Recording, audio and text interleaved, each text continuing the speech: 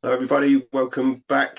Hopefully, I and some new viewers to the Football Uncensored podcast with me, Rob Kirton, and John Sitton. How are we doing, John? All good, mate. Yep, not bad. Had a couple of days to rest. Spent most of yesterday resting. I've done a little, don't know what they call it on Twitter. It's just like a lot of space. So just engaging with just under 900 people last night for nearly 2 hours. Had another good day today. Yeah, so Good. Well, rested. If I'll get an early night tonight and then start my week. Crack happy on through days. till Sunday. Happy days. Right. Hopefully, we'll get that many viewers for this. We're going to talk about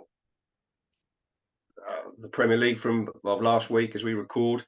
Start with the North London derby. I think it was obviously the standout fixture of the week. You fancied a Desmond beforehand. I think that's 2-2 for those that don't know.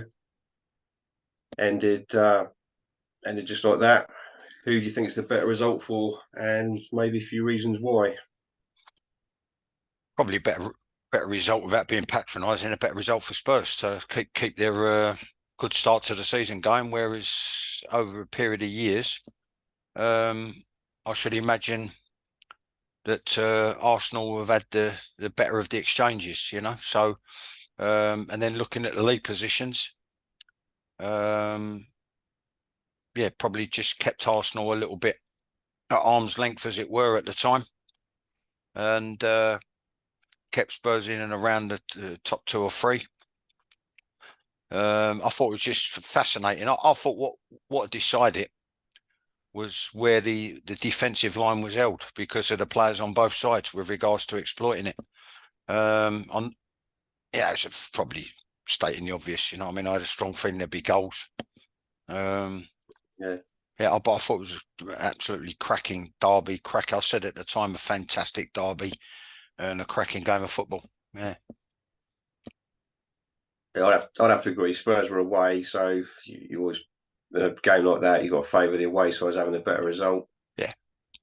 Probably, probably just about fair on reflection, but not, as you say, not too damaging for either team. And was a good game. I did sit and watch it. Luckily enough for me, it was pretty good. Impressive both sides, and thought both managers spoke well afterwards. Again, impressed with both of them this season so far. Yeah, I think like some of the. I was listening to some of the build up to the game, the punditry. Where do you think the game would be decided? And it was I thought so cliched and lazy, and stating the obvious. So everyone was saying that it'd be decided in midfield. I didn't think for 1 minute it'd be decided there. And in effect, I suppose, like in terms of how the game's evolved and modernised under certain, since certain managers have been here, you could argue about possession, but ultimately there's an old school manager who what he says is bang on, which is it's decided in and around the two penalty areas. The defending third and the attacking third. So you got to keep people out of your penalty area while trying to infiltrate the opposition. I thought that's where it'll be decided. With the pace and the trickery and the people on both sides who could threaten the back with a little bit of pace. I thought fair result in the end. Yeah, fair result. Like you say, it's another bit of simplicity analysis. It's going to be decided in and around the goal areas. Generally, that's where most of the goals are scored. But what do we know? Yeah. What do we know? Other end of the table, moving on a little bit. As of this point last week, all three promoted clubs currently made up the bottom three. We've spoke a bit about all three in previous podcasts. Yeah. It's Luton, Burnley coming up as both sides' next game. It's a bit. Can we already think of that as a must win for someone, or maybe spin it the other way around, a must avoid defeat? Honestly and truly, I don't think it matters who wins it. I still think. I mean, there was I'll tell you what I've seen from Luton, and it's their best chance. I saw, and it's like possibly to do with. I don't mean it disparagingly, but it's probably to do with the Mick Harford connection. I saw traits of old school Wimbledon with regards to their result yesterday and the way they played in a couple of games, 2 or 3 games previously, where they try and get the ball forward early. They try and get it forward into the right areas. If it's on to play for a set piece, they'll play for a set piece. And then the sheer physicality compared to a lot of other teams. It reaped dividends over the weekend, but I still fancy both of them to go down, unfortunately, which it is what it is. You know, when it comes to budget, you've got to cut your cloth accordingly, and probably one of the few clubs that don't is one of my old clubs, Chelsea.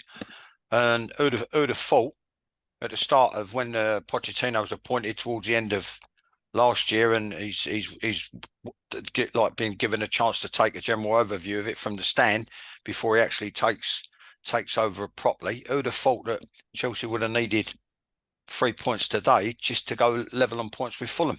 You know what I mean? So that money's not always spent wisely, and I'll keep maintaining. But back to Luton and Burnley, I think the guy at Burnley is he's caught between 2 stools, similar to how I was. Probably, I know he's had a bit of experience. He's obviously had a lot more experience at the highest level or the higher levels of the game than I have. And he's had managerial experience before he took this manager's job and coaching experience. But ultimately, I think he's suffering from a severe bout of idealism and ideology. What it boils down to is, and the 2 stools I'm talking about, he's fallen between the 2 stools of like I did as being a coach, an organizer, and an improver of players, and a manager who knows that your bread and butter is basically, you know, obviously he ain't going to be found wanting cerebrally, but he's, you know, managers realise the importance of getting results in a results-driven business. I think he suffers from ideology, and these severe bouts of idealism. He's conceding goals far too easily, and it's all very well having a pattern of play that you want your team to play to, but it's no good if I keep having the ball pinched and it ends up in the back of the net. Yeah, so I mean, Luton, they've got a little bit more of the rough and tough about them. You know what I mean? But I still think they've both be found wanting. And like I said to you, because we didn't do one last week, it was the week before where things crossed over. I was busy with things, trying to get stuff in order with regards to a new cab that I've taken on that I've bought. You're busy with work and your shift work, and then I'll work right up to late Saturday night, etc. So it didn't come to pass really last week. But even with the results, or the result for Luton yesterday, like I said, I mean, I like to see the genuine ones get out of it. Like Sheffield United, they got battered. There was a slight improvement at West Ham over the weekend, but they got battered, didn't they? I thought they'd have enough to stay up. There's still plenty of time. Everton, I thought they'd have enough to stay up. There's still plenty of time. One is, I think, the sheer heart and bravery and the hard work that Sheffield United might put in. And Everton with that and the dice factor, because he's been there or thereabouts before with Burnley. And like I said before, I think I said it on another interview as well, after the way he was treated, Gary O'Neill, it wouldn't be the end of the world for me if Bournemouth suffered and fell through the trapdoor. So I'll stick to that call. I made that call and I'm going to stick to it. And there'll be a lot of twists and turns, obviously, even at this early stage, all the way through the season. There'll be a lot of twists and turns, but someone's going to string a few results and pull away. I just happen to feel, you know, I'll tell you what did occur to me very quickly, Rob, while I think of it. It occurred to me what a fantastic job he did when he got them up and when they played in the Premier League, and the first season, the impact they made in the Premier League was Chris Wilder. Yeah. Right? At Sheffield United, because I think people are now beginning to realise that it's all very well getting promoted, but it's what happens when you get there. And again, he did it on I thought he was marvellous, and I thought his press conferences, his post-match interviews, I thought they were so refreshingly honest, and I just think it highlights, if you go back through recent history, what a marvellous job he did at Sheffield. But I will still go with them 3 regardless of this weekend's results for a couple. Yeah. So that end of the table, but Yeah, I think it's a common thread. The podcast we've done so far, we mentioned the three promoted teams, and Everton and Burnley have been the two that. Sorry, not Everton and Bournemouth. Apologies. Have been the other two we both sort of highlighted that are going to look like they're going to struggle. Like I say, a long way to go yet. But yeah, you mentioned Chris Wilder there just quickly. They sacked him the season after, didn't they? They were struggling a bit in their second season up, and then I'm guessing the year they went down, they sacked him fairly unceremoniously, a bit like not quite in the league that Bournemouth did to yeah, Gary O'Neill, as you yeah, mentioned. But that's a disgrace for me, yeah, and yeah, glad to see him back with a job. And we might touch on his result in a bit, but yeah. yeah, no, agreed on a relegation. Although Pe- very early, as we say. I think people realise then that miracles are not so easy to come by. You know what I mean? No, It's just he obviously weren't found wanting with regards to being innovative and organised and the shape and getting his players to adapt and drawing blood out of a stone really where goals were concerned, which are the problems that they're going to have. The likes of Everton struggling to see, although he's back, Dominic Calvert-Lewin is back. I'm struggling to see where the goals are going to come from. Like I said before. But going back in recent history, he managed to do that, and they managed to nick results and keep it tight at the other end. So it remains to be seen if this guy can achieve that. Yeah, I mean, he obviously would have wanted money in the second season, and that weren't forthcoming, and then that's what happens. yeah. Yeah. Well, speaking of goals or lack of, you said earlier, it's the key. The key to the game, funnily enough, is both goal areas, keeping them out and scoring them. Yeah. Briefly mentioned it, 8-0 to Newcastle against Sheffield United last week. So Newcastle not struggling to score them. Sheffield United obviously struggled at both ends. You don't need to be a genius to figure that out. Freak result, you think, or Yeah, it was a freak result. I looked at the way they conceded the goals. They was trying to hold the line when there was no pressure on the ball. They weren't backing off when people were running at them with pace. They weren't going with runners. People crossed over and they got caught out with runs. People bent runs. They never picked the runs off. They got caught too square. On and on and on and on. It's just the worst I've looked at. I was just like, this is like under 14s. You know what I mean? So really terrible performance of the week from Newcastle, but a really diabolical day at the office for Sheffield United last week, who improved ever so slightly this week. Yeah. What they've got to do, they've got to be careful. They've got to be careful with regards to, like it even happened yesterday, getting caught square or getting caught ball watching or getting caught not coming up to the ball. I remember the Newcastle was a cut where they never got up to the ball. It's imperative that you do that to try and, like I've said it before, and it sounds a bit coachy and a bit cliched, but you've got to get within blocking distance, and not enough people place the emphasis on that. No, I agree. You're not going to see many of those results this season. As a Saints fan, I don't want to dwell on seeing one or two of those in recent years. And Yeah, a freak result, but a result nonetheless. And it's yeah, going to give Newcastle a boost, obviously, and maybe a bit of damage to the Sheffield United players. Who knows? The other end of the scale was the performance of the London clubs last week. Arsenal, Spurs apart, as we've mentioned, have shared a 2-2 draw. Other than that, I think it worked out between the rest of them. There was 2 goals, 2 points, and no wins. So that's Chelsea, Fulham, West Ham, yeah, Brentford. yeah. Palace. I'm missing one, I'm sure, but yeah, not a great weekend for London last week. Yeah. Well, you never named West Ham. West Ham, sorry. Yeah, yeah. Well, yeah, you're right. I mean, you're looking. He said, he's trying to say like Moyes. I think they've put in some unbelievable performances. He's another one. He's just not as anywhere near the credit he deserves. And people calling it Rized and people saying that he's a dinosaur, and people there's nothing being a dinosaur about being organised. You understand? And being and set and players knowing what they're doing and players knowing their role and players knowing each other's role and players knowing the passing and movement and how to defend together. What's dinosaur about that? I mean, it's complete and utter nonsense, garbage. But it shows how ridiculous and fickle and stupid some supporters can be. you know, they've got this hair trigger thing with regards to getting rid of managers. You know what I mean? You see, if you look at what he's done since he's been there, I mean, he had to steady the ship. Then they got a seventh, got into Europe. The season after wasn't so good. Then they battled and they clawed some results and pulled some results out. Then the Europa thing last season, and I think a decent start this season. And he's right what he said. If they can stay in and around it, you never know. You know what I like is out of all the London clubs, they seem to be playing. Apart from like the Spurs and Arsenal, I mean Brentford, they're the other end of the thing. They look like to me a little bit like you've got personal mistakes, a little bit disjointed. Not particularly a threat with regards to going forward and the ball sticking.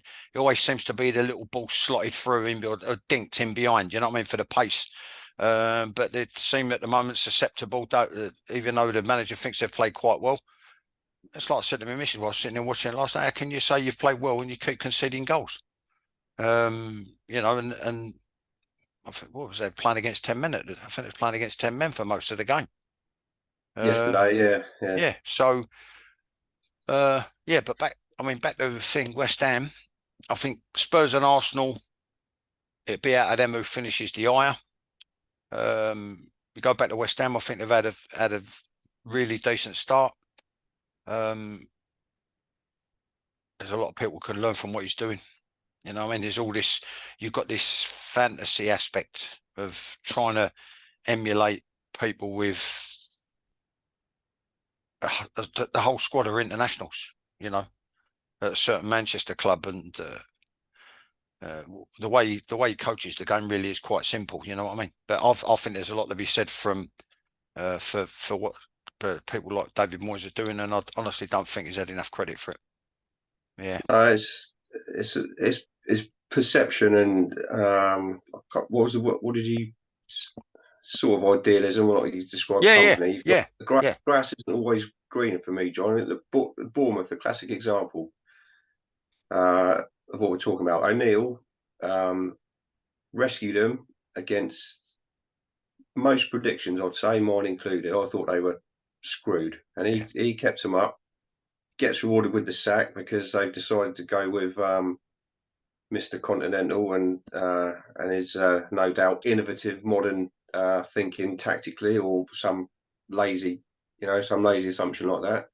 And look how they've started. Like you say, what's wrong if organised, tactically aware, maybe slightly more simple tactically, is winning your games? What's wrong with that? Nothing wrong with that at all. Exactly. Yeah. Nothing wrong with that. But yeah, there you go. The grass isn't always greener, as we say. That's for sure. I think we move on into this weekend's games. We sort of crossed over into them a little bit. There's probably Spurs again involved in the standout fixture on paper beforehand against Liverpool, and Spurs came out on top. Yeah, maybe slightly fortuitously, given one or two. I'd say more than slightly. But when I've experienced both sides of that. When things are going for you and there's momentum and it's going well and you're going well and the atmosphere around the club is going well, things go well. Like when things are you're up against it and you're looking for a break and you can't get one for the life of you can't get one. And don't matter how hard you try back to that again, don't matter how hard you try on the training field, which I've been through, how much work you put in, how organised you are, how you tinker with the shape, you can't get anything out of it. And results go against you. I thought the momentum's with them, and there's this feel-good factor around the manager, how he handles things, supposedly looking at it from the outside. When it's going for you, it's going for you. And I thought they had an unbelievably lucky result at the weekend.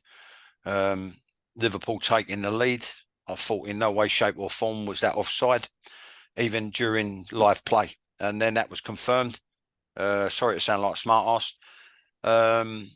Good goal, good link up between Richarlison and Son for them to take the lead. I thought he took it well because it was under his feet, coming at pace, and it was under his feet, and he just sort of stroked it. and bobbled it in along the deck. When I look at the sending offs, which probably ultimately decided it, I've got to say, regardless of, I mean, even the Matip own goal, that was avoidable, because it's funny. Now I got criticised for just certain people who didn't really know how to improve anybody. It was about ready-made article, keeping it bubbling, keeping the feel-good factor, and by this I'm thinking in terms of like my first 4 years, my first 3 years at Leyton Orient, and 4 years I had at Gillingham, and then it's like, oh, you know, you're doing well, but you're a poor man, Steve Bruce.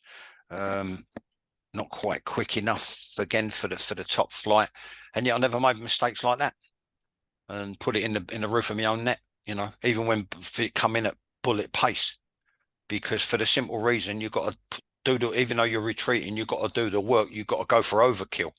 You've got to overcompensate, and you've got to do the work to make your recovery run and get goal side of that thing that's looking to be fizzed across the pot. More importantly, is the most important thing. And it's a very minor, and it's a very simple, and it's a very sort of coachy and coaching type kids type of coaching point. But you'll find whether you're crossing the ball, or whether you're clipping a ball in the channel, or when you're addressing a free kick or a corner, or in this case, if you're retreating and you're looking to get a clearance in, right, your furthest shoulder from the ball, where that points is where the ball will go. Right. So what I'm saying is, if it's coming in from Spurs right and he's retreating and he's facing his own goal, and my shoulders are pointing at his screen the way they should be pointing at the thing, there's a good chance it's going to come off of something and go in that direction. If you overcompensate and you look to make contact, but you get your furthest shoulder round away from the thing, you'll likely clear it. Right. But sticking to the sending off, going back to the sending off, that's a very simple thing that you try and help people correct with regards to how they address the ball when they come at the end of their recovery run. Right. So that's just to go over the winning goal. But I thought that the sending off, Jota's sending off, I thought was very, very harsh, and I didn't think either of them warranted a booking, hence the 2 bookings in a red card. Let me tell you why. If you look at it for the slow motion, the first booking, the first yellow card, yes, he does have a slight nibble, right? But what happens is, no, you look at it, the black kid beats him for pace and power, and he gets away from him. And the thing that they think is a trip, it's not a trip. His boot catches his own boot, his legs cross over, and he goes over. Right? If you look at it in detail, look at it in fine detail in the slow motion, and they never mention that on the telly. He catches himself. He catches his own boot, goes over, and the yellow card. Then the second one, I thought that was like at the absolute utmost an innocuous challenge. And if we're giving yellow cards in a man's game, the pro game, the Premier League, right, for things like that, then, I mean, and this is where the thing comes in with the VAR, with the consistency, with the inconsistency, with the PGMOL, then there'd be like 2 red cards every game. Maybe one on each side. I thought it was in the extreme. It was innocuous, and it didn't really. It was a brush. Then he got away from him. Then he went down, and you see him. If you lip read, he says, "I didn't touch him. I didn't touch him." He said it about 2 or 3 times. I didn't touch the ref. I didn't touch him, and they all say that. I've said it. You know what I mean? I played the ball. I didn't touch him. Blah blah blah. But I honestly believe after just a slight brush, he got away from him and then went down. He didn't touch him. So I didn't think either of them were a yellow card. That's my opinion. It's up to other people what they think, what they believe. The first I wrote down this morning when I watched Match of the Day, the first 3 games of Match of the Day, which was Liverpool, Tottenham, Wolves against City, and Brighton against Villa, there was 27 yellow cards across those 3 games, and obviously the 2 that probably includes one of those is included in the 2 reds for Liverpool. So there was 10 red cards in the 10 yellows, sorry, in the Liverpool game, 9 in the Wolves game, and 8 in the Brighton Villa game. And some of them, like you say, really, you know, Yeah, yeah, yeah. I mean, And so if someone's being a bit spiteful or cynical, yellow card. You know, yeah, if you're endangering an opponent, I mean, you look at one of them where he come. What game was it? Where he come down to? I think was it the other Liverpool one where he come down and he come right. Or it might have been another game, but I see it. And when he's no, exploded, it's the Liverpool one, John. It's Curtis Jones, the young midfielder who went through for a tackle, it went over the top. just about took the ball first, just Yeah, touched the ball, but yeah, his momentum's taken him through. yeah, And I think the controversy on that one, from what I've seen, when the ref got called over to the screen, didn't he? The old VAR called the on pitch yeah, yeah, referee over, yeah, and there was a still on the screen of the impact of the Liverpool lad's boot going on to sort of like the ankle yeah, of the Spurs player he fouled. So the yeah, first thing the on pitch ref sees is that, and yeah, he's gonna yeah. I didn't that's gonna think. go. I mean, to me, that was a blatant sending off because I thought it was a cowardly, blatant over the top tackle. I think he bottled it. That's what I believe. That's what Yeah, normally happens when someone goes over the top. You fear the worst. I've done it myself. You fear the worst. You assume the worst. You think the worst. You think I'm not going to get top tier. It's going to be him, right? mm, And in the end, it's they play a straight bat. You're the one who's turns out to be the nasty piece of work because you've judged people by your own standards. But the bottom line is, yeah, that was definitely a send off when you look at the state it made of his leg and his ankle, the way it was in slow motion, twisted over. That was a leg breaker. He was lucky to get away with it, as in the yeah, Spurs bloke. Yeah, yeah, but yeah. that's amazing. 27 yellow cards in 3 games. That's amazing. That's what they flagged up a match today. And I thought I'll jot that down. That's a hell of a lot. Yeah, That's an interesting stat. But I didn't see where any of the 3 games were particularly nasty either. well, no, that's the thing. Yeah, That nothing really stood out. I just watching a thing on the telly where they interview the managers afterwards and they sort of run all the stats in the background of the possession and that XG goals, yeah, whatever all that yeah, is. And the yeah, yellow card just leapt out. I was like, Jesus Christ. yeah, Moving on to one of those games, linking it to the centre back, you were describing how to how to try and shape your body to deal with the cross or the yeah, cross area from yeah. the You Liverpool own got to get, goal. Sorry, you got to get your body round. a centre half who did have a good game, I thought was Craig Dawson for Wolves, who looked like he did a good old fashioned man to man marking job on Haaland and absolutely snuffed him out for the whole game. Yeah, obviously his major concern he'd have been allocated Holland if he's in his. There was a couple of times when Holland drifted off of him, but he just held his position, and he happened to be in the right place at the right time, which is a sign of good experience. Because if you look at in terms of athleticism, he didn't have to cover a lot of ground. If you look at yards covered, he didn't have to cover a lot of ground, and I thought it was as much to do with the lack of variety in Manchester City's service and the lack of movement from Man City players. And he stood there and he was like steady as a rock. And they'll come in, and when it come in, he dealt with it. He put a surface to it, or he headed it out, got a surface Mm. to the ball and cleared it. Yeah, good old school, steady centre back play. Yeah, Obviously, a great result for Wolves. City's first defeat in the league. They got beat in the Carabao Cup by Newcastle as well, but City's first defeat in the league. So obviously, a good result for Wolves. I thought City missed the Spanish lad Rodri in centre midfield at the base of their midfield. I thought that yeah, made a big difference personally. yeah, yeah. Plus, is you've got a different dimension now with regards to the attacking play. They've got the new lad wide on the left in place of Grealish. Grealish come on, didn't really make any. When what was the game I saw? He didn't really make any impacts. He looks I don't know whether I'm barking up the wrong tree. He looks a bit puffy. I don't know if he's lacking a bit of match sharpness. But we'll see. At the end of the day, they've been there before, seen it, done it, got major attributes. It's going to I'm be the sure. usual suspect. I still think Liverpool will be their biggest threat. Yeah, Regardless of Spurs and Arsenal, I still think Liverpool will be their biggest threat. Which yeah. is probably a little bit from the Ministry of Stating the obvious when you look at the state of Man United's performance. Well, That don't leave anybody else, does it? not not too many, not at this stage. I mean, City obviously had a bit of an off day, but fair play to Wolves. Let's not minimise their performance. Liverpool, as we've said, a little unlucky. I think they would probably at least got a draw or maybe beat Spurs if decisions hadn't gone against them.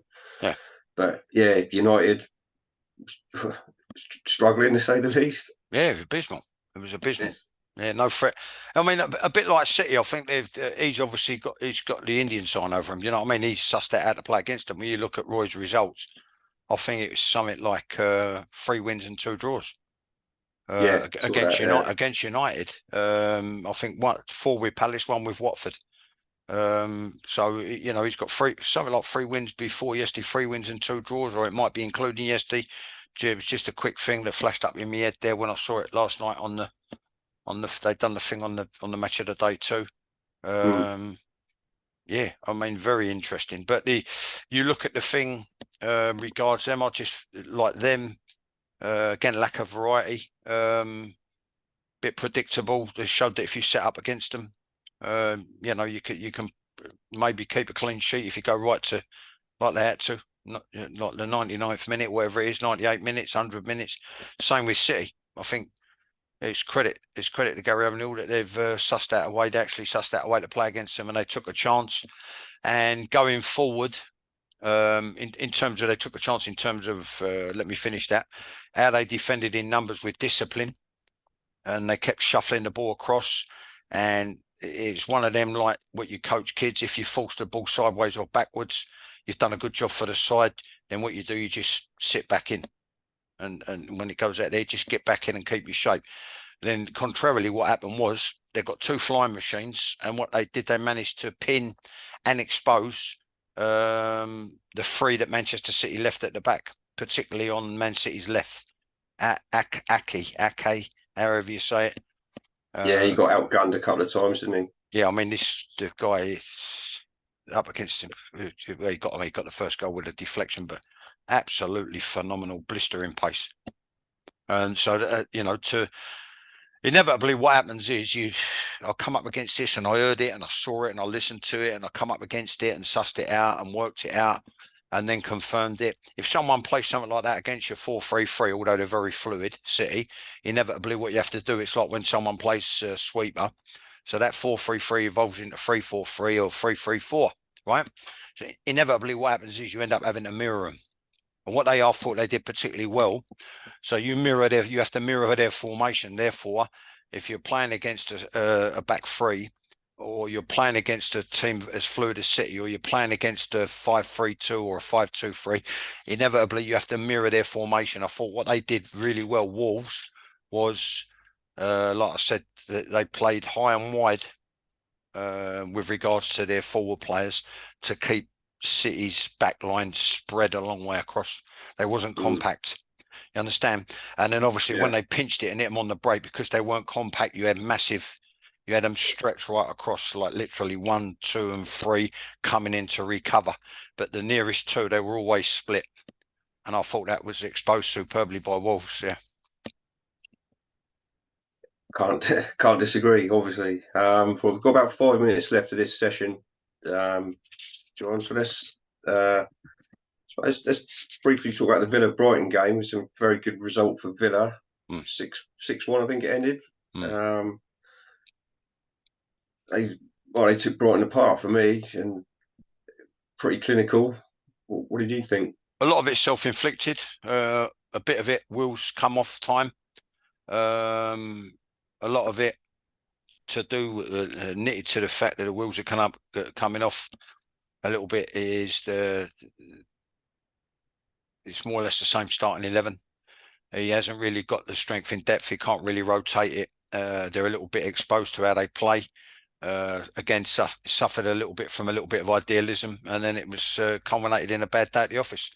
You know what I mean? Sometimes all the ingredients are good, and it makes for a lovely, lovely thing. And then sometimes all the ingredients are bad. And on this particular occasion, I think all the ingredients were bad and individual errors and too easy to play through. But you're right. What you said, the word you used, clinical. You know what I mean? They were punished very clinically. I thought that they had more energy about them. Maybe that's partly to do, but then again, they're in it as well. And they Villa. I was Yeah. wondering, like, with Brighton going to Europe, whether No, that would Villa have had. Brighton. Yeah, so you know, They, maybe because they look like they had more energy, more pace. They were playing at higher, what we used to call a fast tempo, um, and they played it at their pace all the way through the 90+ minutes. Villa did, rather than come down to Brighton's pace. I thought they blew them away. yeah, they've both got their Thursday, Sunday football, and I Yeah, don't know whether in the same. You're right. They're both playing on Thursday in Europe anyway, well, they so we look better can't. prepared. Villa, put it Yeah, this way, they look better, more well rested and better prepared. can't give Brighton that excuse there. But yeah, very good performance by Villa. We've got a couple of minutes left. We obviously Newcastle. You said performance of the week, Last fairly week, obviously last week. efficient yesterday, What about this weekend? What are you efficient. thinking this weekend? Just against Burnley, the 2-0, just efficient. But I thought they helped Yeah, them. I thought Burnley helped them. You know, like it's like someone said on the telly last night. I mean, that's you got your back to the game. When the ball gets sort of half cleared, you're coming to gather it. You got your back to the game, right? You know you're going to be closed down. Maybe even back in the day, you'd have got absolutely riveted. Someone would have come like crashing through the back to leave you maybe with like a dead leg for the rest of the game, right? But here's another coaching point, right? You say to players, on occasions like that, I want you to pass down the right side, and the right side is the outside. So when Trippier's closed him down and pinched it for the first goal, right, leading to Newcastle's first goal, the error where he's coming to gather the ball, the short, stocky black kid on Burnley's, it was Burnley's left, Newcastle's right. So as it's popped out, he's gathered it, and as he's controlled it, right, he hasn't got his body in, he hasn't got it into the line of the ball to shield the ball, right? But even if he don't do that, it don't matter. But what I'm saying is his first touch should have been the right side, which is the outside. Now he knows he's got to turn to his left and clip it up the line, or clip it up the channel, or go into the front man from there. If he does Trippier, who's on his way in, he showed too much of it to Trippier. Trippier pinched it, then the ball's in the back of the net, right? So that's just decision making and habits. You think, oh, hold on. Yeah, we've got to try and keep things steady, keep it quiet, keep it 0-0 as long as we can. We're away to Newcastle. They're the new kiddies pushing for a top 4. They're in Europe. They've got a blinding result in Milan as well, 0-0. They're going well. Things are bubbling up at the club.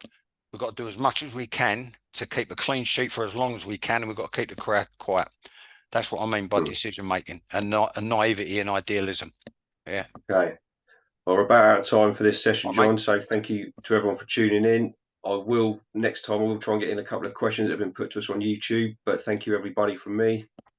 Thanks from me. Thank you. If you get round to watching it, thank you for your continued support. Hope you enjoy it, and hope you pick up on a couple of little coaching points that we've made on here. And thank you to you, Rob, as well, for giving up your time. Cheers, John. Thanks Cheers, very mate. much. See you next time. See you next time. Night. All right. Tell mate.